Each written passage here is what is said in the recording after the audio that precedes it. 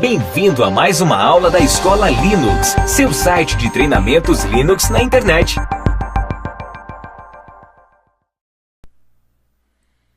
Olá pessoal, boa noite, boa tarde, bom dia. Seja bem-vindo à primeira aula, né? É uma aula introdução ao Fedora, né? Estamos falando sobre o Fedora 21, né? Modo Workstation, né? Estação de trabalho, ministrado por Paulo Henrique pela escola, né? Linux Solutions, ok? Nessa aula então vou passar para vocês, né? Vou passar um pouco a introdução sobre o que é esse sistema operacional, essa distribuição baseada em Linux, o Fedora 21, tá? Então, aqui são, coloquei só esses 3 tópicos, né? Porque eu falo demais, né? Só para me controlar, né? Aqui na questão da apresentação, tá? E então eu vou iniciar falando um pouco, dando uma introdução do sistema operacional, tá? Como todo mundo sabe, né, os sistemas operacionais eles revolucionaram o mundo da tecnologia, né, como a gente pode ver hoje, tá? Por que essa revolução, né? Através dos sistemas operacionais foi possível a interação do homem com a máquina, né, no caso com os microcomputadores, né? Então, qual que é a função desse sistema operacional? Tá? O sistema operacional ele é um software, né, especial. Hoje temos vários tipos de sistemas operacionais, né, mas a função principal dele é gerenciar um hardware, tá? No caso, gerenciar os dispositivos que complementam um computador. Tá? Ele tem uma interface, né, para que os programadores, né, eles possam desenvolver os programas até então com suas características para nos ajudar. Né? Esses programas podem ser editor de texto, uma calculadora, um navegador web, enfim, vários outros softwares possíveis. Tá? Então, pessoal, vou falar um pouco sobre a história dessa distribuição. Ok? O que acontece? Tem a empresa, né, a Red Hat, né, traduzindo seria chapa vermelho, né, por inglês. Ela foi a primeira distribuição, né, a fazer uso de pacotes RPM, tá? Gerenciar pacotes RPM. Mais tarde nós vamos ver o que são esses pacotes RPM, tá?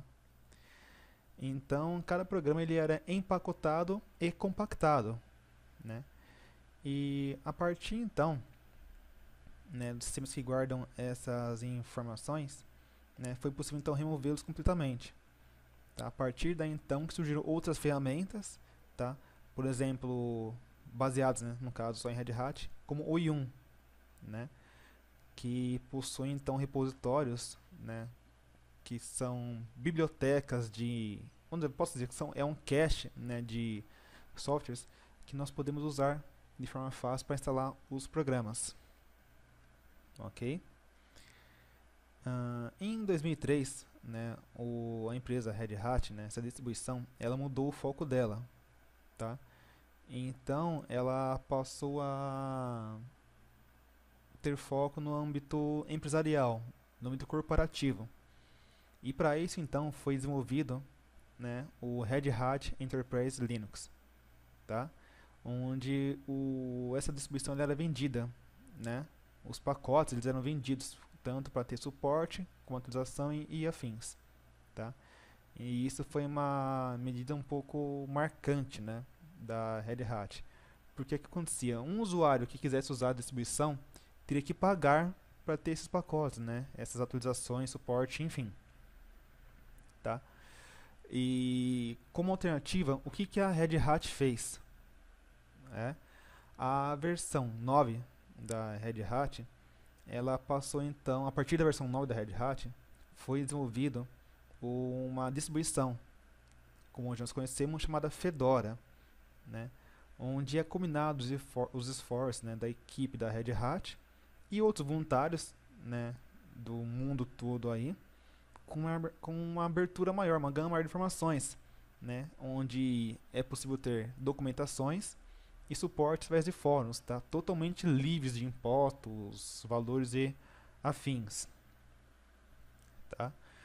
Então a gente pode dizer então que o Fedora é uma distribuição, né, no seu início é uma distribuição free do Fedora, né, porque o Red Hat, o Fedora ele é baseado em Red Hat, ok?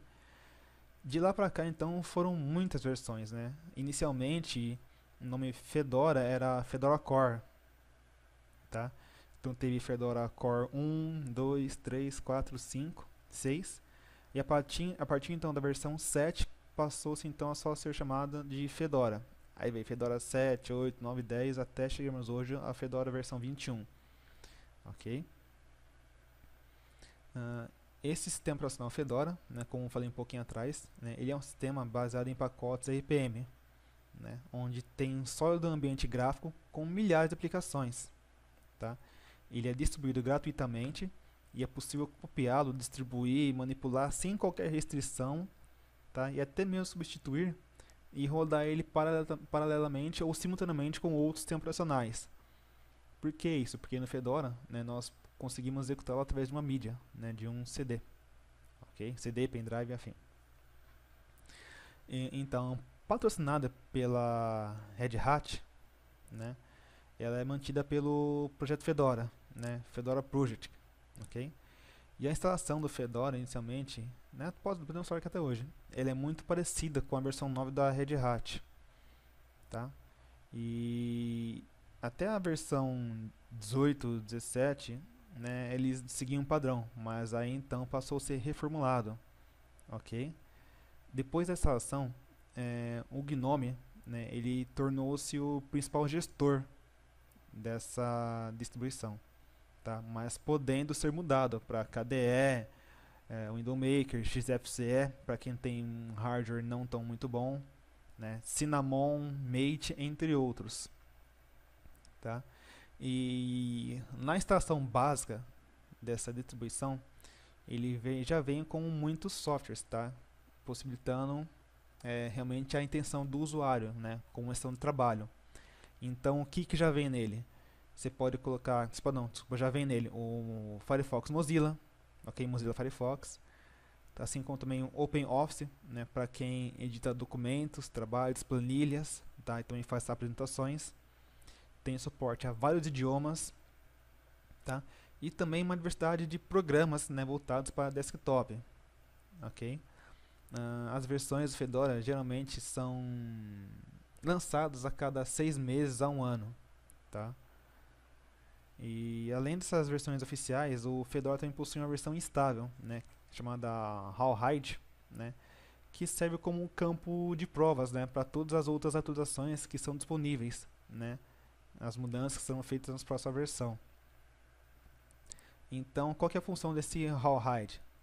Né? Ele tem a função de ser como posso dizer para vocês, um beta, né? Então é formada essa versão, né? São feitos os testes, estando aprovado, feitas as correções, passa então para a versão estável, ok? O Fedora ele distribui um software totalmente livre né? Não tem custo nenhum, tá? No entanto, se acessar o site do Fedora, você consegue baixá-lo sem ter problema algum, tá? E a instalação dele é simples, tem um instalador gráfico completo, tá? Bem as ferramentas de manipulação e trabalha conforme a necessidade do usuário, né? Do operador. E por que o nome então Fedora? Fedora nada mais é do que um chapéu, tá? O nome Fedora na verdade é um chapéu, um clássico chapéu, né? Surgiu na década de 20, né? E acabou virando um termo popular, né? Para uma família de chapéus em muitas cores, tá? Ele era muito usado por pessoas de grande poder, né? Políticos, presidentes, né? Assim também como muitos filmes usavam, né? Os atores usavam esse clássico chapéu aí para ter um glamour maior, tá? E assim também como Red Hat, né? Chapéu vermelho, né? O Fedora também, né? Um chapéu. Então manter-se assim mesma linha de início, né?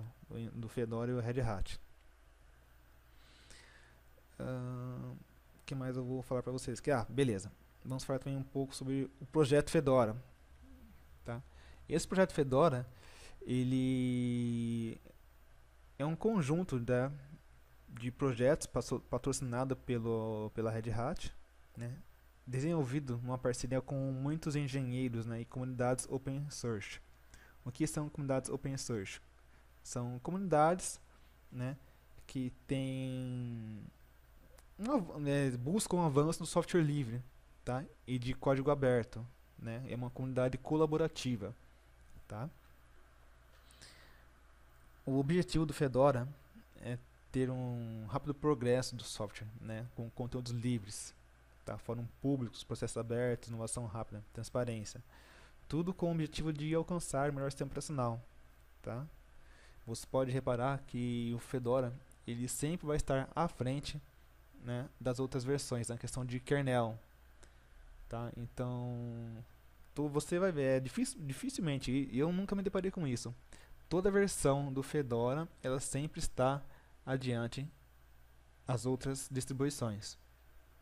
Por exemplo, Fedora 21 mesmo, né, saiu com o kernel 3.17. As outras versões, Debian, Ubuntu, estão com o kernel, por exemplo, 3.14, 3.12, tá? O Fedora então sempre está inovando, tá? Sempre tem alguma coisa nova para oferecer para a gente, tá? Quanto à instalação do Fedora, nós vamos ver que ela é muito simples, tá? Nós temos algumas formas que vocês vão ficar apaixonados, tá, por essas ferramentas de instalação. Tem ferramenta muito... Vou falar pra vocês, o Fedora é um show de bola. Tem ferramenta que você fala assim, Fedora, me instala o software X, tá, mas eu não quero ter a preocupação com o que ela vai instalar. Então fala assim, Fedora, instala o programa X com todas as suas dependências, tá? E vocês vão ver que ele vai instalar tudo que um software precisa para funcionar corretamente no seu computador. Ok? Então, gente, eu sou suspeito, né? Eu já falei para vocês na aula anterior, na apresentação minha. Eu sou suspeito, mas realmente, vocês vão ver que é uma linha de raciocínio, uma projeção muito favorável, tá? E vou falar para vocês também um pouco da vantagem do Fedora, tá? Vantagens e um pouco também das dificuldades, tá? O que acontece?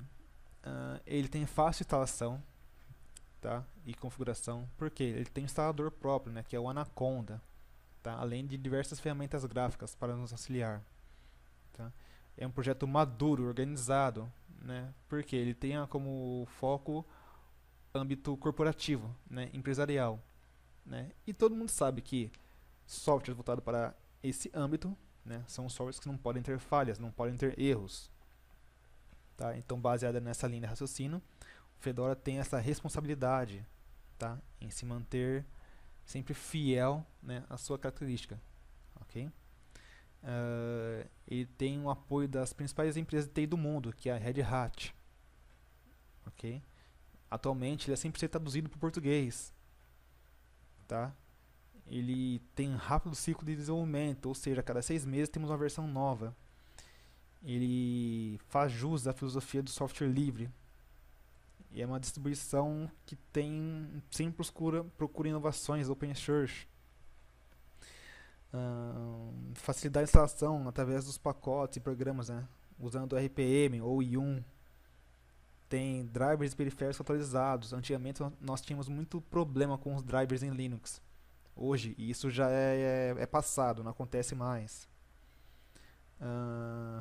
Ele tem diversas interfaces de configuração, tanto para rede, como vídeo, como som, segurança, serviços, etc. Tá?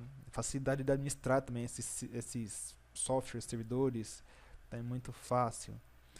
Ele possui um gerenciamento de pacotes pelo YUM, tá? Tem mídias instaláveis com GNOME, KDE, LXDE, XFCE, né, que nós veremos na próxima aula o que é cada uma delas.